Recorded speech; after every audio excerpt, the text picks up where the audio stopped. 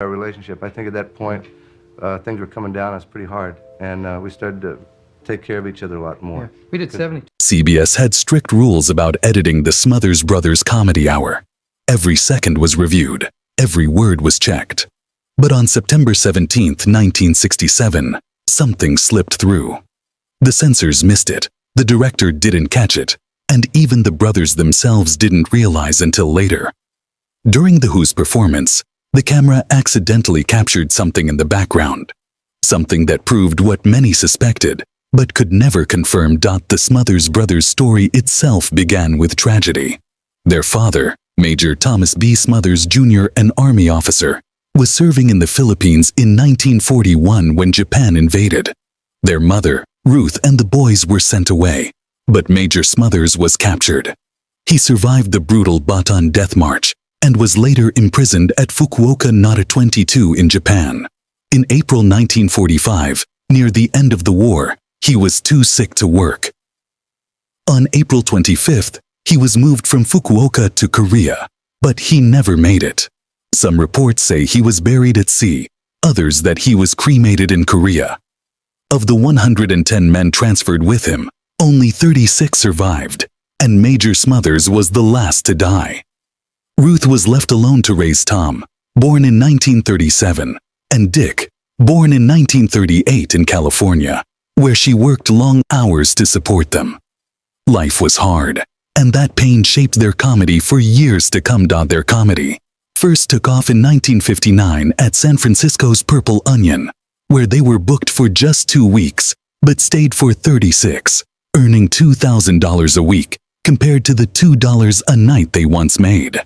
Their unique blend of folk music and witty banter struck a chord with audiences, and by 1961, their debut album, The Smothers Brothers at the Purple Onion, launched their career. Before that, they had played in Tom's college group, the Casual Quintet. Tom played guitar, while Dick learned bass just to join. As other members drifted away, the brothers stayed, filling time between songs with. Tom had negotiated total creative control, and CBS, desperate for a hit, agreed. That freedom allowed the brothers to push boundaries, invite guests like Pete Seeger to perform anti-war songs, and even poke fun at President Johnson on national TV. Censors constantly fought them, and the brothers often turned censorship itself into part of the act. Behind the scenes, a legendary writing team, including Steve Martin, Rob Reiner, Lorne Michaels, and David Steinberg, cut their teeth writing daring material that would later reshape American comedy, with shows like Saturday Night Live, All in the Family, and The Mary Tyler Moore Show. The show also changed how music reached TV audiences. On October 6, 1968, they aired the Beatles' promotional film for Hey Jude, the first time American viewers saw what we now call a music video. The following week, they aired Revolution. Unlike the Ed Sullivan Show, the Smothers Brothers had unprecedented access, offering a new way to experience music on television. That same year, Pete Seeger finally returned to TV after 17 years of blacklisting.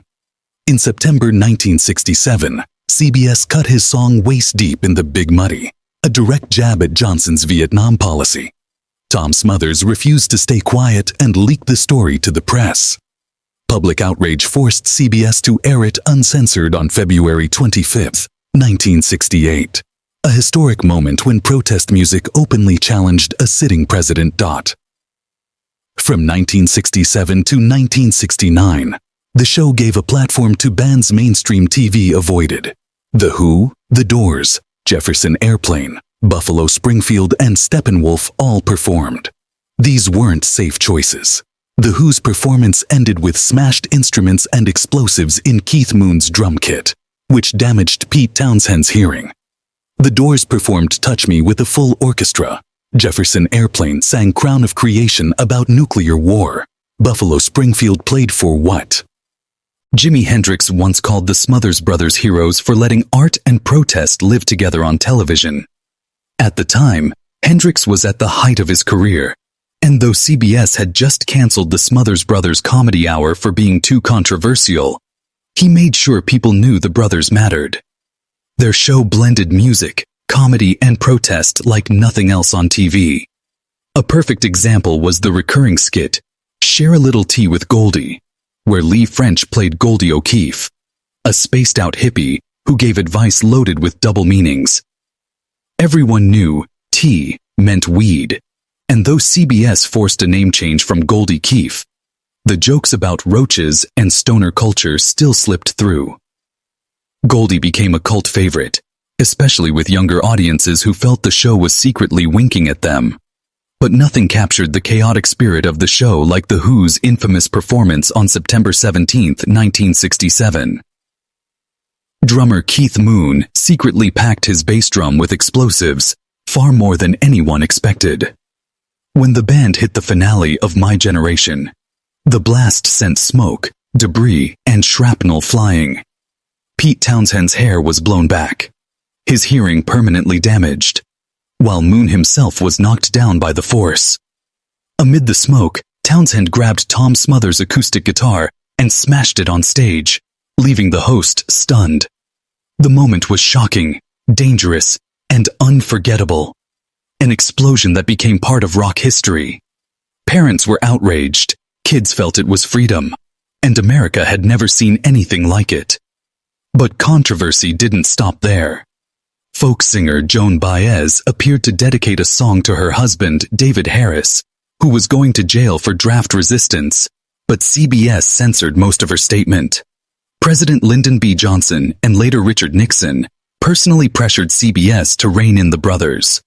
When Harry Belafonte taped a Boto LD performance against political violence, the network not only pulled it, but sold the airtime to the Republican Party. Behind the scenes, CBS censors forced every script, lyric, and even videotape to be submitted 10 days in advance, cutting anything political, edgy, or subversive. Writers joked it was death by 1,000 cuts. The brothers fought back with sketches mocking censorship, but CBS refused to air them. They even played deadline games, submitting safe versions for review, then slipping in last-minute edits before broadcast. CBS accused them of breaking contract, and in April 1969, used a supposed late tape delivery as the excuse to cancel the show, despite its top 10 ratings. Tom Smothers later said it was never about deadlines, but about silencing their voice. The fight spilled into the press, and the New York Times published a scathing editorial accusing CBS of turning the brothers into hostages of their own creativity. Public outrage followed, with protests, letters, and artists speaking out. What began as a comedy show had turned into a national debate about free speech on television. CBS rushed into damage control meetings, but the Smothers Brothers stood their ground, determined to speak their truth. Tom put it simply, "They're not just shutting down our show, they're trying to shut down the truth." That stand became a turning point in television history. But CBS had other problems too. Big sponsors like Ford and Procter & Gamble began pulling ads, fearing backlash over the show's anti-war and political jokes. The losses piled up, and internal memos later revealed that sponsor pressure was one of the biggest reasons for cancellation. Even a top-rated show could be sacrificed if advertisers were scared off. Tom later reflected bitterly, "We won the lawsuit, but we lost the culture war." Advertisers had sent a message. Speak too freely, and you'd pay the price. The breaking point came in March 1969, when Dick performed an impression of President Nixon and quipped, "I will end the Vietnam War as soon as I can find where the off button is." The sharp joke enraged CBS and terrified sponsors. The Vietnam War was a raw nerve, and so was the new president. On April 4, 1969, CBS abruptly pulled the plug. They claimed the brothers had failed to submit tapes on time, but everyone knew the real reason was politics. The show had already been renewed for another season, and CBS even shelved a completed episode featuring David Steinberg delivering an anti-war message. The cancellation was brutal and abrupt, sending a clear warning to performers everywhere. Stepping too far out of line had consequences. The Smothers Brothers fought back, suing CBS for breach of contract, After 4 years in court, they won in April 1973, with the judge awarding them $776 and $300, over $5.5 million today. The ruling was historic, setting a precedent that networks couldn't use censorship as a smokescreen for cancellation.